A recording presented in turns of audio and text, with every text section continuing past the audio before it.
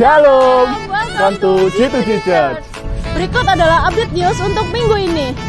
Yang pertama, jangan lupa untuk tetap mengikuti ibadah raya hari Minggu yang akan ditayangkan secara live pada pukul 8 pagi di YouTube channel GPIA Glory to Glory. Yang kedua, jangan lupa menyaksikan Church from Home setiap hari Kamis pukul 7 malam di YouTube channel Glory to Glory.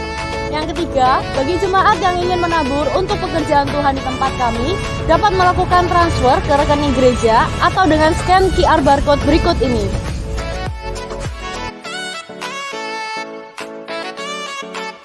Yang terakhir, bagi jemaat Tuhan yang ingin mengikuti keseluruhan kegiatan ibadah kami, dapat mengunduh aplikasi G2G Church melalui App Store dan Play Store. Sekian update news yang dapat kami sampaikan. Selamat beribadah. Happy Sunday everyone and God bless you all.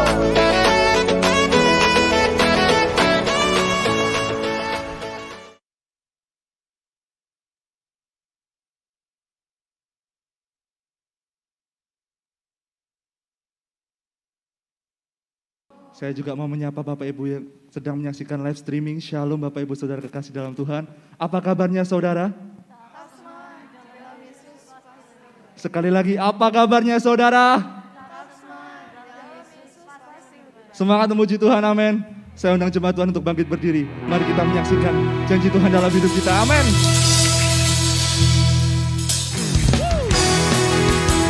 Hati kami percaya Yesus akan keajaiban dalam hidup kami, Tuhan.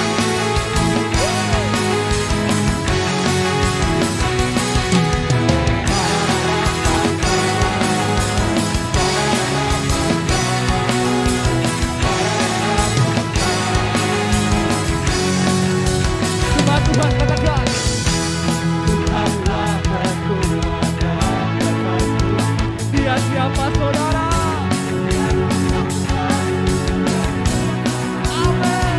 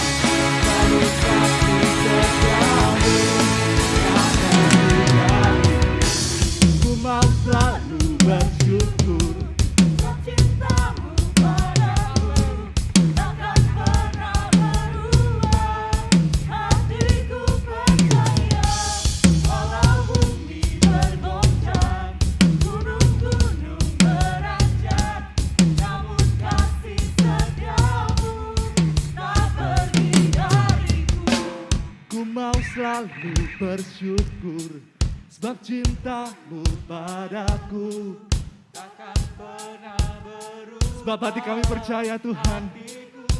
Amin. Walau bumi bergoncang, gunung-gunung berancang, namun kasih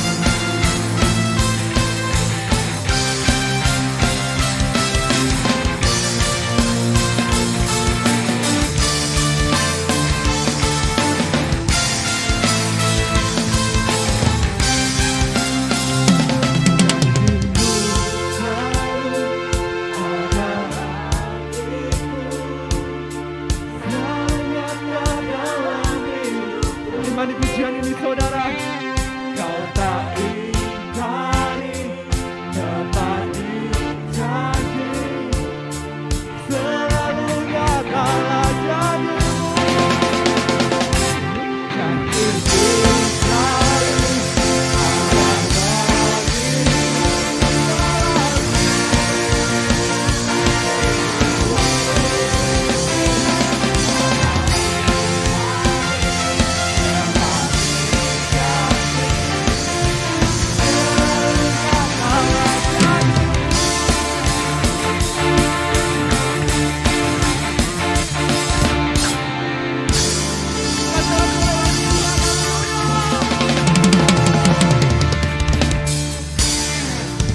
Bapak Ibu Saudara yang terkasih dalam Tuhan Yesus Kristus, Shalom.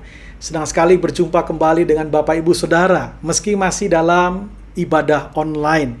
Jemaat GPIA G2G Sidoarjo. Apa kabar semuanya? Saya berharap kita semua dalam keadaan baik. Kalau ada di antara kita yang mengalami persoalan, mengalami tekanan dalam kehidupan, mengalami kelemahan secara fisik, kita akan berdoa bersama-sama supaya Bapak Ibu Saudara diberikan kekuatan kembali oleh Tuhan, diberikan tuntunan dan arahan oleh Tuhan, diberikan kesembuhan dan pemulihan, sehingga Bapak Ibu Saudara bisa beraktivitas kembali secara normal, dan kita boleh sama-sama membesarkan nama Tuhan dalam kehidupan kita. Terima kasih banyak buat Bapak Gembala yang memberikan saya kesempatan untuk menyampaikan kebenaran firman Tuhan pada hari ini. Hari ini kita akan pelajari firman Tuhan dengan tema berkeputusan dalam menghadapi kesusahan. Sekali lagi, berkeputusan dalam menghadapi kesusahan. Kita akan belajar dari satu hamba Tuhan yang bernama Daud. Bagaimana dalam kehidupannya, di tengah-tengah kesulitan, di tengah-tengah tekanan, di tengah-tengah kesusahan yang dia alami, dia mengambil berbagai jenis keputusan yang buat saya kita bisa pelajari sama-sama supaya kita bisa terapkan dalam kehidupan kita. Mari buka dengan saya dalam kitab 1 Samuel pasalnya yang ke-30, ayatnya yang pertama sampai dengan ayatnya yang ke-19. Nanti Bapak Ibu Saudara bisa baca secara utuh, tapi yang pertama kita lihat sama-sama 1 Samuel pasalnya yang ke-30, ayatnya yang pertama sampai dengan ayatnya yang keempat terlebih dahulu. Mari sama-sama kita baca. Firman Tuhan berkata demikian. Ketika Daud serta orang-orangnya sampai ke Ziklag pada hari yang ketiga, orang Amalek telah menyerbu tanah Negeb dan Ziklag. Ziklag telah dikalahkan oleh mereka dan dibakar habis. Perempuan-perempuan dan semua orang yang ada di sana, tua dan muda, telah ditawan mereka. Dengan tidak membunuh seorang pun, mereka menggiring sekaliannya, kemudian meneruskan perjalanannya. Ketika Daud dan orang-orangnya sampai ke kota itu, tampaklah kota itu terbakar habis, dan istri serta anak-anak mereka yang laki-laki dan perempuan telah ditawan. Lalu menangislah Daud dan rakyat yang bersama-sama dengan dia itu dengan nyaring, sampai mereka tidak kuat lagi menangis. Bapak Ibu Saudara, dari ayat pembacaan firman Tuhan tadi kita bisa lihat bagaimana Daud dan bangsa Israel, para pengikutnya, begitu mereka kembali, saudara, apa yang terjadi? Mereka melihat tanah mereka ya terbakar habis. Bahkan bukan cuma itu, istri beserta dengan anak-anak mereka pun ditawan oleh musuh. Ini yang membuat mereka akhirnya menghadapi kesusahan, mereka menghadapi tekanan ketika mereka kembali ke tempat mereka. Saudara yang dikasihi oleh Tuhan, anak mereka ditawan, istri mereka ditawan oleh musuh daripada mereka pada saat itu. Dan apa yang terjadi? Karena tekanan dan kesulitan mereka, maka firman Tuhan di ayat yang keempat, lalu menangislah Daud dan rakyat yang bersama-sama dengan dia itu dengan nyaring, sampai mereka tidak kuat lagi menangis. Wow, saya tahu ini tekanan yang luar biasa, karena ada kalimat yang berkata sampai mereka tidak kuat lagi menangis. Saudara, mungkin kalau bahasa kita sekarang, orang sering berkata, aduh Pak, saking susahnya, saking pedihnya, sampai tidak ada lagi air mata yang bisa mengalir ketika saya menangis. Artinya saudara, apa yang terjadi? Tekanan yang begitu kuat, tekanan yang begitu hebat, kesusahan yang mereka alami. Bapak Ibu Saudara yang dikasih oleh Tuhan, kalau saya melihat pernah ketika saya berjalan-jalan di mall atau berjalan di sebuah pasar tradisional, begitu ada seorang ibu yang kehilangan atau tidak tahu anaknya ada di mana. Saudara, yang terjadi apa? Ibu itu begitu panik, bahkan gak jarang yang saya lihat. Ibu itu lari ke sana ke sini sambil meneriaki nama anaknya, bahkan sambil meneteskan air mata, sambil menangis begitu rupa. Saya bisa bayangkan apa yang terjadi oleh Daud dan para pengikutnya, oleh Daud dan rakyatnya. Inilah yang mereka alami ketika mereka kehilangan kerabat, ketika mereka kehilangan anak, kehilangan istri mereka, ditawan oleh musuh mereka. Mereka menangis sampai mereka tidak kuat lagi untuk menangis. Bapak Ibu Saudara yang dikasih oleh Tuhan, ini adalah tekanan yang luar biasa. Ini adalah kesulitan yang luar biasa. Tapi apa yang terjadi, saudara? Bagaimana reaksi Daud menghadapi semuanya ini? Ya, bagaimana reaksi Daud menghadapi tekanan, menghadapi kesusahan, menghadapi kesulitan yang dia alami dalam kehidupannya. Kita akan belajar bersama-sama. Ada 3 keputusan yang hebat menurut saya. Ada 3 keputusan yang luar biasa menurut saya yang Daud ambil dalam kehidupannya di tengah-tengah masa kesusahan yang dia alami pada waktu itu. Kita lihat sama-sama 1 Samuel pasalnya yang ke-30 ayatnya yang ke-6. Ya, 1 Samuel 30 ayat yang ke-6 di situ dikatakan, dan Daud sangat terjepit karena rakyat mengatakan hendak melempari dia dengan batu. Seluruh rakyat itu telah pedih hati, masing-masing karena anaknya laki-laki dan perempuan. Tetapi Daud menguatkan kepercayaannya kepada Tuhan Allahnya. Wow, luar biasa sekali. Daud menghadapi tekanan selain istri dan anak-anaknya ya dibawa atau ditawan oleh musuh. Daud juga menghadapi tekanan yang baru setelah itu, karena di situ dikatakan, dan Daud sangat terjepit karena rakyat hendak melempari dia dengan batu. Di tengah kesulitan dan tekanan, seringkali kita punya reaksi yang berbeda-beda. Rakyat pada waktu itu memiliki reaksi menyalahkan Daud, menyalahkan orang lain. Nah, ini yang seringkali terjadi juga dalam kehidupan kita. Di tengah kesulitan, di tengah kesusahan yang terjadi dalam kehidupan, seringkali kita menyalahkan orang lain, menyalahkan situasi, menyalahkan kondisi yang sedang terjadi. Seringkali kita berkata kepada partner bisnis kita, "Nih gara-gara kamu sih waktu itu ngotot ya untuk perpanjang kontrak ruko yang harusnya kita nggak usah perpanjang. Nih lihat pandemi begini, bagaimana cara bayarnya?" Ada lagi yang berkata, "Nih gara-gara kamu nih ya, pada waktu itu menyuruh kita untuk suntikin modal baru lagi, dan ternyata pandemi begini. Bagaimana coba kita bisa balik modal? Kapan kita bisa menikmati hasilnya?" Ada lagi yang berkata, "Nih gara-gara istri saya nih Pak, pada waktu itu suruh kita tambah karyawan, dan hasilnya sekarang begini. Gimana lagi kita bisa bayar karyawan?" Dan seterusnya, dan seterusnya, dan seterusnya. Ada banyak, bahkan beribu-ribu alasan yang kita utarakan dalam kehidupan kita saat kita mengalami tekanan di dalam kehidupan. Tapi ada hal yang luar biasa. Daud memiliki reaksi yang berbeda.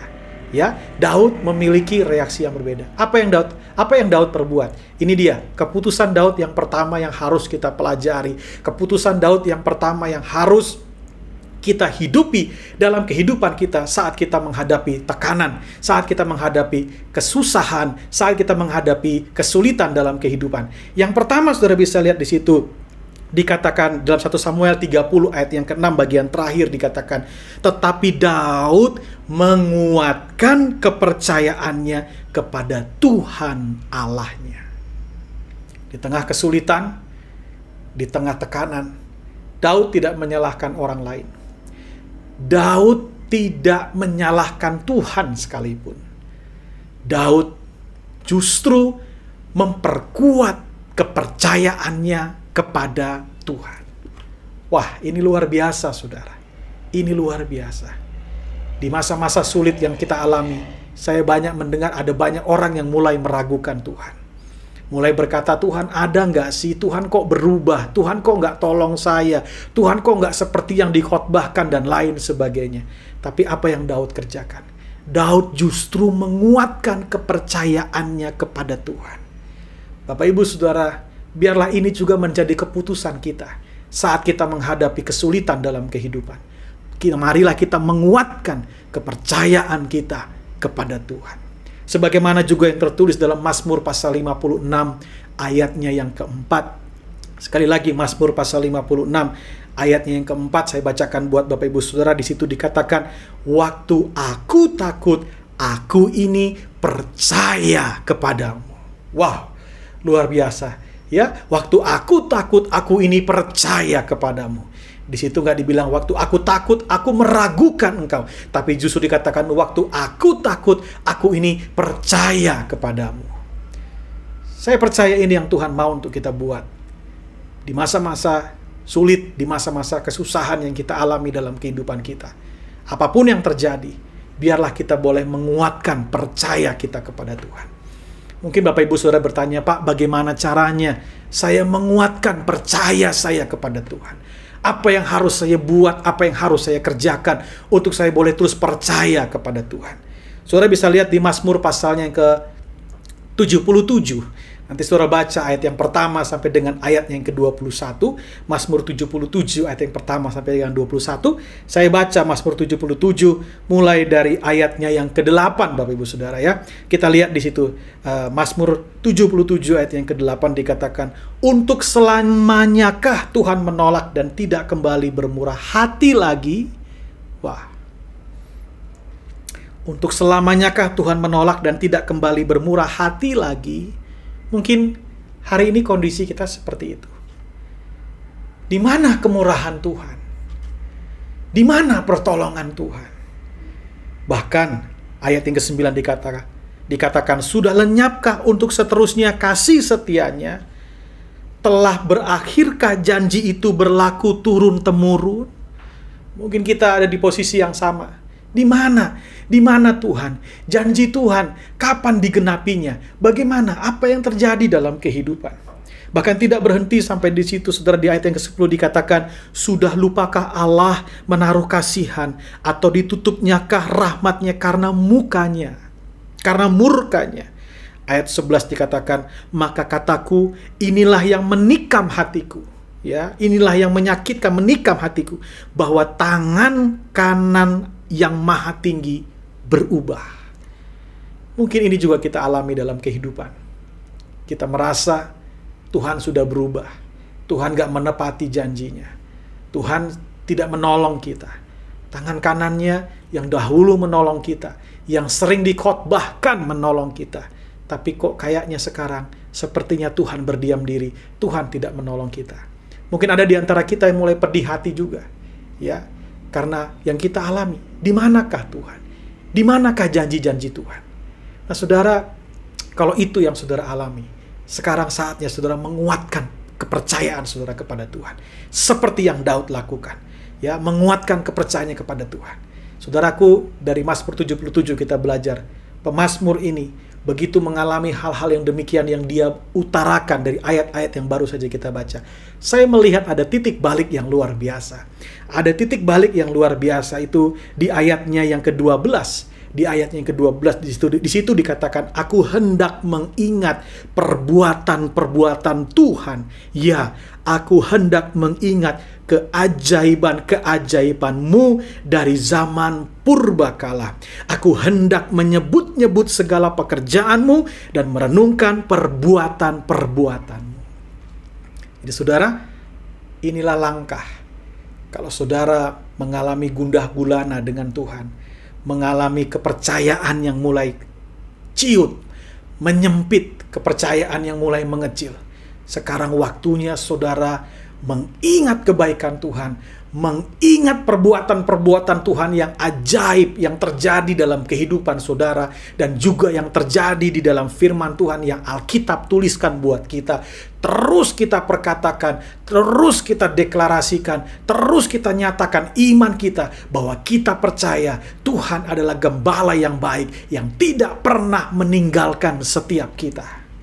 Tuhan adalah gembala yang baik yang tidak membuat kita kekurangan, karena Tuhan selalu menjagai setiap kita.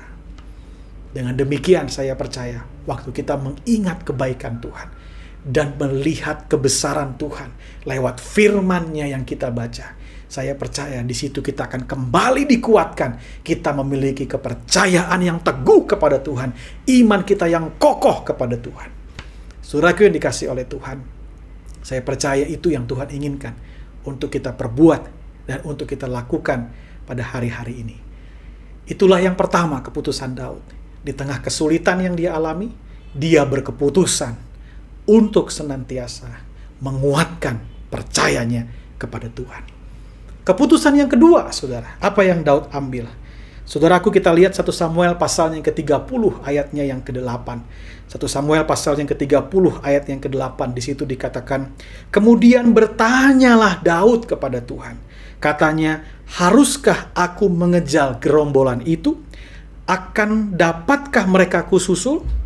Dan ia berfirman kepadanya, "Kejarlah, sebab sesungguhnya engkau akan dapat menyusul mereka dan melepaskan para tawanan. Saudaraku yang dikasihi oleh Tuhan, yang kedua, Daud mengambil keputusan. Dia bertanya kepada Tuhan. Dia berdoa. Dia bertanya kepada Tuhan. Sampai Tuhan memberikan jawaban. Ya, di situ dikatakan kemudian bertanyalah Daud kepada Tuhan. Katanya, haruskah aku mengejar gerombolan itu? Akan dapatkah mereka kususul? Dan ia berfirman kepadanya, kejarlah. Jadi Daud bergerak berdasarkan apa yang Tuhan sampaikan. Daud bergerak berdasarkan apa yang Tuhan perintahkan, saudara. Kalau kita sudah berdoa, minta tuntunan Tuhan, minta arahan Tuhan dalam kehidupan kita, pastikan saudara bergerak setelah saudara mendengarkan jawaban dari Tuhan. Itu makanya Yesaya pasalnya yang ke-40 ayat 31 berkata demikian, tetapi orang yang menanti-nantikan Tuhan mendapat kekuatan yang baru. Mereka seumpama raja wali yang naik terbang dengan kekuatan sayapnya. Mereka berlari dan tidak menjadi lesu. Mereka berjalan dan tidak menjadi lelah. Menanti-nantikan Tuhan. Nantikan Tuhan. Nantikan jawaban dari Tuhan. Nantikan tuntunan Tuhan. Nantikan arahan Tuhan. Bagaimana Tuhan mengajar kita, menuntun kita. Ya, lewat situasi dan kondisi yang terjadi hari-hari ini, Tuhan bisa mengajar kita banyak hal. Tuhan bisa menuntun kita banyak hal. Saudara, seringkali kita lebih senang meminta pertolongan Tuhan daripada kita meminta Tuhan ajarin saya bagaimana saya melewati ini semua. Tuhan tuntun saya bagaimana saya bisa mengatasi segala sesuatu yang sedang terjadi hari-hari ini. Datanglah dengan hati yang rendah, merendahkan diri di hadapan Tuhan. Minta tuntunan Tuhan. Minta Tuhan mengajar kita. Minta Tuhan membimbing kita. Saya percaya Tuhan akan mengajar saudara dan saya. Tuhan akan membimbing saudara dan saya untuk melewati setiap persoalan yang terjadi dalam kehidupan kita. Yang ketiga, yang terakhir saudara, apa yang kita bisa pelajari dari Daud, saudara? Ya, di situ dikatakan, kita buka sama-sama 1 Samuel 30 ayatnya yang ke-10 sampai dengan ayat yang ke-13. Saya bacakan buat Bapak Ibu Saudara. Di situ dikatakan, maka Daud melanjutkan pengejaran itu beserta 400 orang. 200 orang yang terlalu lelah untuk menyeberangi sungai Besor itu berhenti di sana. Kemudian mereka menemui seorang Mesir di padang, lalu membawanya kepada Daud. Mereka memberi dia roti, lalu makanlah ia. Kemudian mereka memberi dia minum air dan memberikan kepadanya sepotong kue ara dan 2 buah kue kismis. Dan setelah dimakannya, ia segar kembali, sebab ia tidak makan dan minum selama 3 hari 3 malam. Kemudian bertanyalah Daud kepadanya, budak siapakah engkau dan dari manakah engkau? Jawabnya, aku ini seorang pemuda Mesir, budak kepunyaan seorang Amalek. Tuanku meninggalkan aku karena 3 hari yang lalu aku jatuh sakit. Dari ayat ini kita bisa belajar apa yang keputusan yang diambil oleh Daud ketika dalam kesusahan, ketika dalam kesulitan. Yang ketiga adalah Daud tetap memutuskan untuk berbuat baik. Daud tetap memutuskan untuk berbuat baik. Di situ kita lihat di mana ada orang yang terjatuh, ada orang yang ketinggalan dari rombongannya karena sakit. Daud tidak membunuhnya, Daud tidak menyiksa mereka, tapi Daud bersama dengan gerombolannya pada waktu itu memberi orang itu makan, saudara. Memberi orang itu makan. Ditolong sampai akhirnya mengalami kesegaran kembali. Orang itu ditolong. Daud mengambil keputusan untuk tetap berbuat baik, untuk tetap menolong sesamanya. Bapak Ibu Saudara yang dikasihi oleh Tuhan, seringkali ketika masa sulit, ketika masa sukar yang kita alami, kita ini cenderung egois. Kita cenderung hanya memperhatikan diri kita dan seolah-olah nggak peduli dengan orang lain. Yang penting saya bisa kuat, yang penting saya bisa survive menghadapi semuanya. Seolah-olah seperti nggak peduli dengan orang lain. Tapi hari ini adalah keputusan Daud yang penting, yang luar biasa. Daud menolong sesamanya. Daud mengambil keputusan tetap berbuat baik. Tahukah saudara, ternyata begini, dari orang yang dia tolong, di situ ada jalan keluar. Ya, di situ ada jalan keluar. Coba kita lihat sama-sama. 1 Samuel 30 ayat 15, di situ dikatakan, Daud bertanya kepadanya, dapatkah engkau menunjuk jalan kepadaku ke gerombolan itu? Katanya, bersumpahlah kepadaku demi Allah bahwa engkau tidak akan membunuh aku, dan aku tidak akan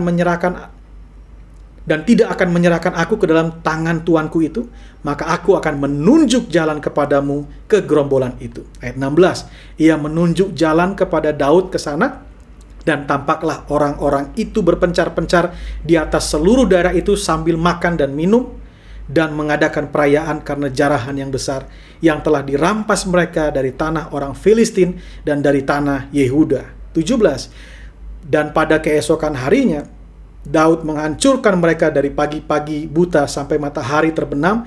Tidak ada seorang pun dari mereka yang lolos, kecuali 400 orang muda yang melarikan diri dengan menunggang unta. Daud melepaskan semua apa yang dirampas oleh orang Amalek itu, juga kedua istrinya dapat dilepaskan Daud. Perhatikan ayat 19 dikatakan, tidak ada yang hilang pada mereka. Dan dari hal yang kecil sampai hal yang besar, sampai anak laki-laki dan anak perempuan, dan dari jarahan sampai segala sesuatu yang dirampas mereka, semuanya itu dibawa Daud kembali. Wow, luar biasa. Ada jalan keluar yang Daud alami ketika dia menolong sesamanya, ketika dia membantu, memberikan roti, memberikan penguatan, memberikan makanan kepada sesamanya manusia. Dia berkeputusan untuk berbuat baik. Bapak Ibu Saudara yang dikasihi oleh Tuhan, di tengah masa kesulitan yang kita alami, mari putuskan, tetaplah berbuat baik, tetaplah menolong sesama kita.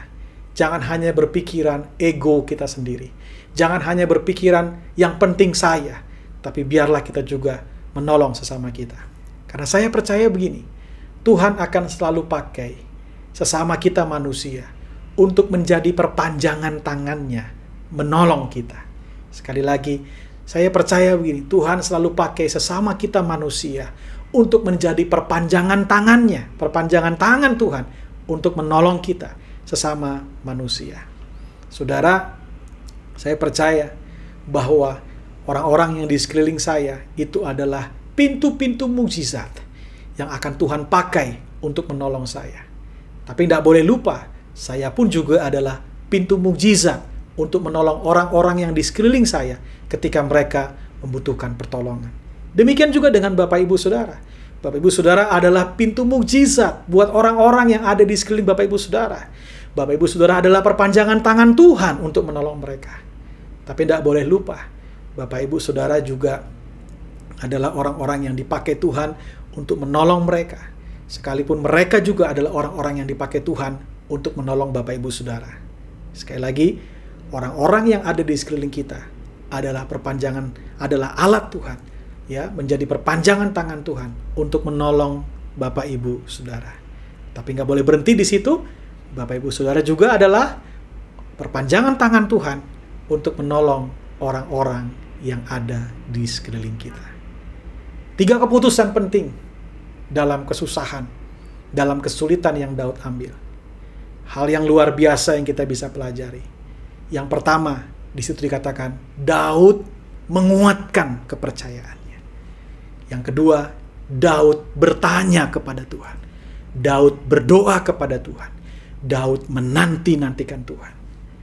Yang ketiga, Daud berkeputusan untuk tetap berbuat baik meski di masa kesulitan.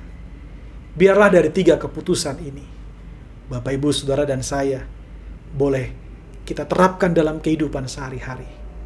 Biarlah keputusan-keputusan ini kita kerjakan. Saya percaya, biarlah sepanjang hidup kita boleh jadi berkat buat orang-orang yang ada di sekeliling kita, sekalipun kita berada di masa yang sukar. Mari kita berdoa bersama-sama. Bapa di surga, terima kasih. Kami mengucap syukur buat kebenaran firman-Mu. Biar hari ini kami boleh dikuatkan. Biar hari ini kami boleh menguatkan iman percaya kami kepadamu. Biar hari ini kami boleh terus berdoa kepada Tuhan, menanti-nantikan Tuhan. Biar hari ini kami juga boleh belajar untuk terus berbuat baik, menolong sesama kami, sekalipun kami ada di masa-masa yang sulit. Aku berdoa untuk anak-anak-Mu yang mengalami kesulitan, Tuhan. Di dalam nama Tuhan Yesus, aku percaya Roh Kudus Engkau memberikan jalan keluar, memberikan tuntunan dan arahan kepada setiap kami untuk kami memperoleh jalan keluar di dalam Engkau saja.